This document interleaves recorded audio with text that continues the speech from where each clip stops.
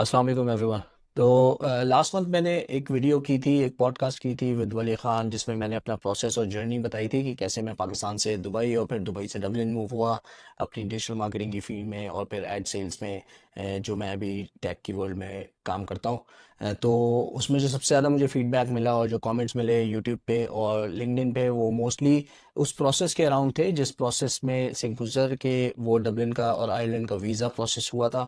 और लोग जानना चाहते थे कि वो प्रोसेस कैसे होता है, वर्क वीज़ा कैसे हासिल किया जाता है, वर्क परमिट जो है वो कैसे हासिल किया जाता है। तो मैंने सोचा कि एक सेपरेट वीडियो बनाता हूँ जिसमें मैं उस प्रोसेस को आउटलाइन कर दूंगा। जैसे जो लोग पाकिस्तान से या दुबई से या मिडिल ईस्ट से मूव करना चाहते हैं आयरलैंड की तरफ, उनके लिए क्या प्रोसेस होगा। ऑब्वियसली हर किसी का सर्कमस्टांसेस और सिनेरियो डिफरेंट हो सकता है, लेकिन जो जनरल प्रोसेस है वो सेम रहता है। इसीलिए ये वीडियो में जो ए टू जेड जो प्रोसेस है और जो स्टेप्स हैं वो सारे मैं कवर करने की कोशिश करूँगा। तो सबसे पहले बात करते हैं कि बेसिक रिक्वायरमेंट क्या है वर्क परमिट हासिल करने के लिए आयरलैंड का। आयरलैंड में दो तरह के वर्क परमिट होते हैं, एक तो जनरल वर्क परमिट होता है और एक क्रिटिकल स्किल्स का वर्क परमिट होता है। क्रिटिकल स्किल्स का जो वर्क परमिट है वो कुछ ख़ास जो डेजिग्नेशंस हैं या कुछ ख़ास ऑक्यूपेशंस हैं उनके लिए दिया जाता है, और मुझे जो है वो क्रिटिकल स्किल्स का ही वर्क परमिट मिला था। इस परमिट के साथ कुछ बेनिफिट्स होते हैं, जैसे कि आप फैमिली को अपने ला सकते हैं अपने साथ ही। जनरल परमिट जो होता है उसमें फैमिली आपके साथ फ़ौरन नहीं आती, बल्कि आप पहले मूव होते हैं और फिर आपको अपनी फैमिली का रीजॉइनिंग वीज़ा प्रोसेस कराना पड़ता है और फिर वो आपके पास आते हैं। तो क्रिटिकल स्किल्स परमिट जो है वो फर्स्ट रेफरेंस होनी चाहिए जो भी एस्पायरिंग लोग हैं जो मूव करना चाह रहे हैं आयरलैंड की तरफ, अगर उनकी ऑक्यूपेशन उस क्रिटिकल स्किल्स की लिस्ट में मौजूद है तो इसके लिए सबसे पहले काम तो ये करना होता है कि वो ऑक्यूपेशन देखा जाता है। जिस ऑक्यूपेशन में आप काम करते हैं, जिसमें आपका एक्सपीरियंस है, वो ऑक्यूपेशन उस लिस्ट ऑफ ऑक्यूपेशंस में है या नहीं। उसके बाद जो वर्क परमिट है उसके जो अप्लाई करने का प्रोसेस है उसमें दो तरीके से काम होता है। वर्क परमिट बेसिकली आप खुद भी अप्लाई कर सकते हो, लेकिन मेरे केस में ऑब्वियसली वो डिफरेंट था। कंपनी जिस कंपनी को मैं ज्वाइन कर रहा था, ट्विटर को, उन्होंने खुद वो वर्क परमिट प्रोसेस किया था। उनकी जो लीगल टीम है वो उस पर उन्होंने सारा काम किया था।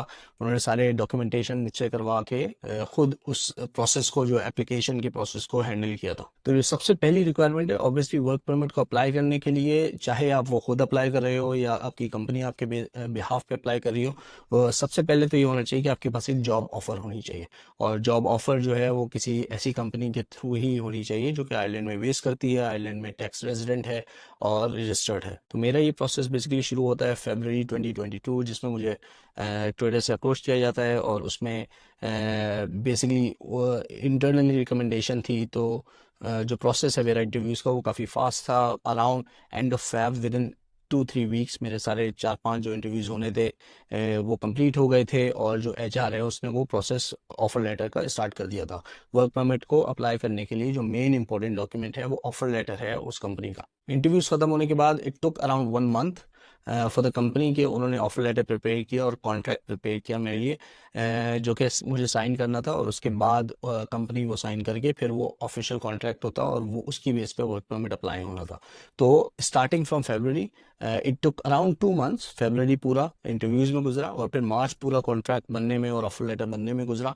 अराउंड एंड ऑफ मार्च मेरा जो कॉन्ट्रैक्ट था वो रेडी था, और उसके बाद जो है वो वर्क परमिट का प्रोसेस स्टार्ट हुआ था आफ्टर 2 मंथ्स। जो उस वक्त का जो प्रोसेस था वीज़ा का, वो ये बताया गया था कि अराउंड 14 to 16 वीक्स लगते हैं वीज़ा को प्रोसेस होने में, जब आपके पास वर्क परमिट आ जाता है। मेरा जो वर्क परमिट था वो अभी अप्लाई नहीं हुआ था एंड ऑफ मार्च तक, सिर्फ कॉन्ट्रैक्ट साइन हुआ था। कॉन्ट्रैक्ट साइन होने के बाद दूसरा स्टेप ये था कि उस लीगल काउंसिल ने उस कॉन्ट्रैक्ट की बेस पे मेरे लिए वर्क परमिट अप्लाई करना। लेकिन क्योंकि ट्विटर एक ग्लोबल कंपनी है, उसके बहुत सारे प्रोसेसेस हैं, तो before applying for the work permit उन्होंने एक बैकग्राउंड चेक का प्रोसेस किया। एक थर्ड पार्टी कंपनी को हायर करके, ये टेक कंपनीज जो हैं आपका बैकग्राउंड चेक करवाती हैं, जिसमें आपका ऑब्वियसली क्रिमिनल रिकॉर्ड चेक होता है, और दूसरा आपके जो वर्क रेफरेंसेज आपने दिए होते हैं और एजुकेशनल रेफरेंसेज आपने दिए होते हैं वो सारा वेरीफाई होता है। तो वर्क परमिट के एप्लीकेशन से पहले वो प्रोसेस हुआ जिसमें 2 to 3 वीक्स लगे, और उसमें जो है आपके सारे वर्क एक्सपीरियंस लेटर्स और एजुकेशनल लेटर्स ये सारे वेरीफाई होते हैं, और उसके बाद वो कंपनी बेसिकली गो अहेड देती है आपकी कंपनी को कि वो वर्क परमिट के प्रोसेस को स्टार्ट कर सकते हैं। तो मेरा जो वर्क परमिट का जो प्रोसेस है वो स्टार्ट हुआ अराउंड बिगिनिंग ऑफ अप्रैल, और अराउंड एंड ऑफ मई मुझे वर्क परमिट रिसीव हुआ था। ऑब्वियसली एक क्रिटिकल स्किल्स का वर्क परमिट था जिसकी वैलिडिटी 2 ईयर्स होती है। फिर ये वर्क परमिट जब रिसीव हो गया तो उसके बाद जो नेक्स्ट स्टेप होता है वो होता है कि उस वर्क परमिट की बेस पे आपने वीज़ा की एप्लीकेशन डालनी होती है।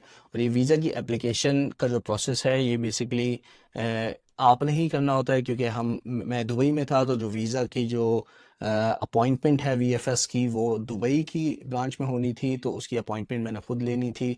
कंपनी ने जो है वो जो आयरलैंड की वेबसाइट है उसके ऊपर फॉर्म वगैरह सबमिट करके मुझे फॉर्म दे दिया था, और सारी डॉक्यूमेंटेशन की जो चेकलिस्ट थी वो दे दी थी कि हमने ये डॉक्यूमेंट प्रिपेयर करने हैं और अपॉइंटमेंट वाले दिन लेके जाने हैं।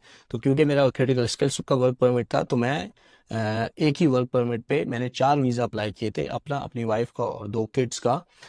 और हम सब ने एक साथ ही मूव होना था। ये मेरी ऑब्वियसली एक ऑब्वियस रिक्वायरमेंट थी जॉब ऑफर को एक्सेप्ट करते वक्त। और उन्होंने मेक श्योर किया था कि मेरा जो वर्क परमिट है वो इस चीज़ को अलाउ करता है कि आपकी वाइफ और जो बच्चे हैं वो साथ मूव होंगे आयरलैंड की तरफ। इसीलिए जब वीज़ा एप्लीकेशन की बात आई तो वर्क परमिट एक ही था, लेकिन उस एक वर्क परमिट की बेस पे हम 4 वीज़ा अप्लाई कर सकते थे। तो अराउंड एंड ऑफ जून मेरी वीज़ा एप्लीकेशन सबमिट हुई थी वीएफएस में। उसमें बेसिकली एक और अपॉइंटमेंट थी 20th ऑफ जून से पहले जो कि मिस हो गई थी।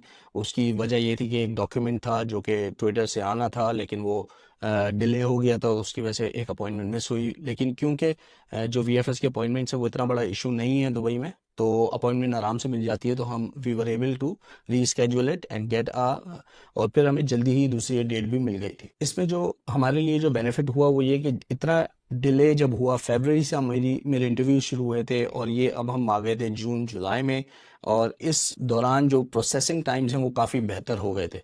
इनिशियली हमें फरवरी मार्च में बताया गया था कि वीज़ा का जो प्रोसेसिंग टाइम है वो 14 to 16 वीक्स है, लेकिन जून आने आने तक जब हमें वीज़ा अप्लाई करने थे तब तक जो है वो प्रोसेसिंग टाइम अराउंड 4 वीक्स हो गया था। तो काफ़ी प्रोसेसिंग फास्ट हो गई थी। फिर मैंने जब एप्लीकेशन जमा की हैं अराउंड एंड ऑफ जुलाई, तो उस वक्त जो प्रोसेसिंग टाइम हमें बताया गया वो 4 वीक्स का था।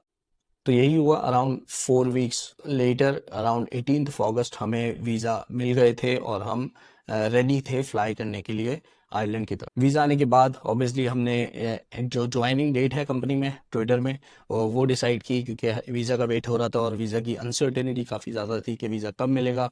तो उसकी वजह से हम जो ज्वाइनिंग डेट थी वो फाइनलाइज नहीं कर रहे थे। तो एट द एंड ये डिसाइड हुआ कि मैं अराउंड एंड ऑफ सितंबर मेरी जो ज्वाइनिंग डेट होगी वो ट्विटर की होगी। और मैंने अपनी जो पिछली कंपनी थी, मैं ट्विटर से पहले टिकटॉक में काम करता था दुबई में, तो मैंने उधर से रिज़ाइन नहीं किया था जब तक मेरा वीज़ा अप्रूव होके प्रोसेस होके मेरे हाथ में नहीं आ गया था। क्योंकि जो रिस्क था यहाँ पे वो ये था कि अगर मेरा वीज़ा रिफ्यूज़ हो गया तो मैं अपनी जो पुरानी जॉब है उससे रिज़ाइन ना करूं, ताकि वो जॉब इंटैक्ट रहे।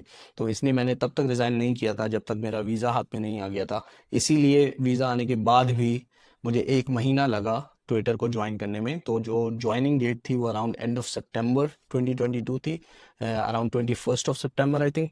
और उसमें मैंने जाके ज्वाइन किया था। मैं आयरलैंड गया था 10 सितंबर को, 10th of सितंबर को, और अपना जो हाफ नोटिस पीरियड था टिकटॉक का वो मैंने डबलिन जाके वहाँ से रिमोटली सर्व किया था। अगर डॉक्यूमेंटेशन की बात करें कि पासपोर्ट, जब आप एयरपोर्ट जाते हो, जब आपके पास वीज़ा आ गया है और आप मूव कर रहे हो दुबई से या कराची से या पाकिस्तान से आइलैंड की तरफ, डबलिन में जब आप लैंड करते हो तो आपको क्या डॉक्यूमेंटेशन चाहिए? उस वक्त आपको कुछ भी नहीं चाहिए, सिर्फ आपका जो क्रिटिकल स्किल्स का वर्क परमिट है वो चाहिए, और जो पासपोर्ट्स है, मेरे केस में 4 पासपोर्ट्स थे, चारों के पासपोर्ट अपने पास होने चाहिए, उन पे वीज़ा स्टैंप होना चाहिए।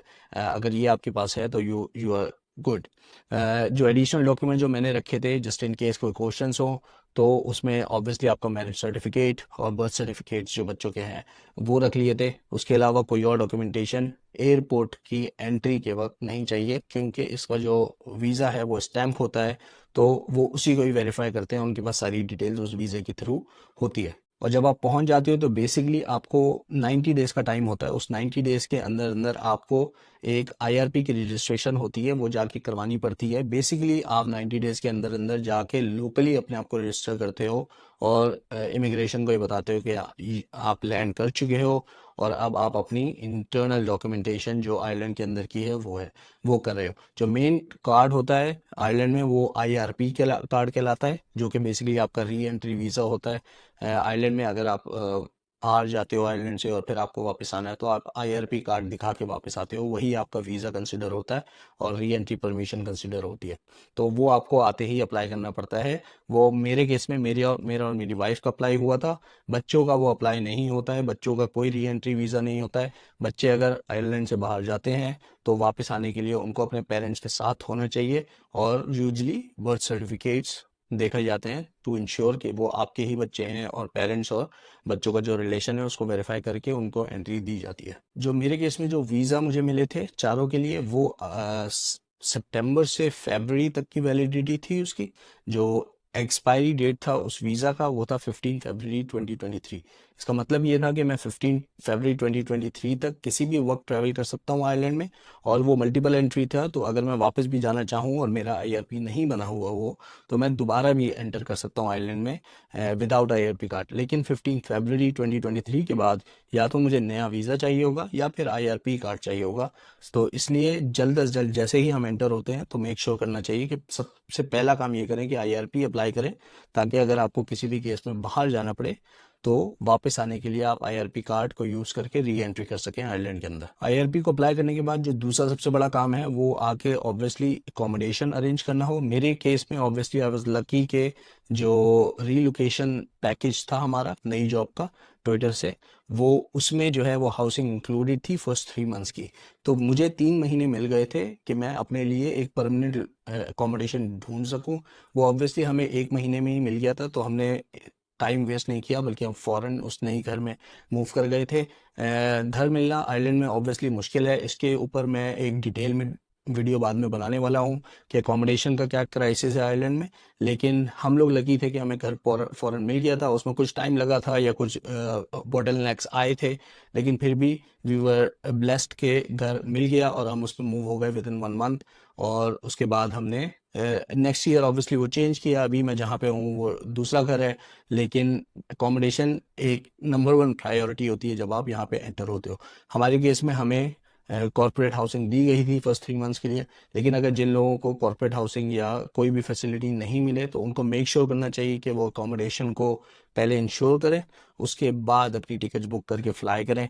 वरना यहाँ पे आके इमरजेंसी में या अर्जेंटली अकोमोडेशन को अरेंज करना इम्पॉसिबल हो जाए। तो ये बेसिकली एक क्विक वीडियो थी, क्विक स्नैपशॉट था जो उस प्रोसेस का जो कि मेरा वर्क परमिट और वीज़ा से रिलेटेड आइलैंड के लिए था। और उससे रिलेटेड जो मज़ीद चीज़ें हैं जैसे अकोमोडेशन है और यहाँ की जो लाइफ है या टेक का क्राइसिस है, उसके हवाले से मैं आगे जाके वीडियो बनाता रहूँगा। अगर आपको कोई और क्वेश्चन हो और कंसर्न्स हो या किसी स्पेसिफिक टॉपिक पे आपको वीडियो चाहिए तो आप मुझे कमेंट में बता दिएगा। Thank you for watching. अस्सलाम वालेकुम।